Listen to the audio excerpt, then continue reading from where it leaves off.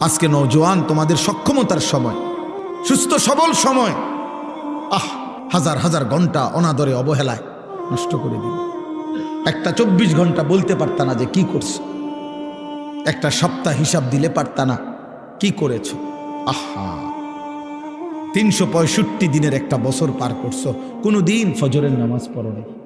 এত বড় দুর্ভাগা, এত বড় বদনসিব মুসলমানের বাচ্চা হলো কেন?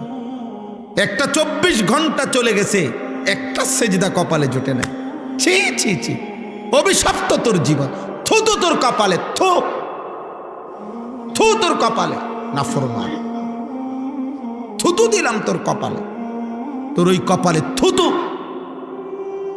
যে কপাল আল্লাহকে একটা সেজদা দিতে পারলি না।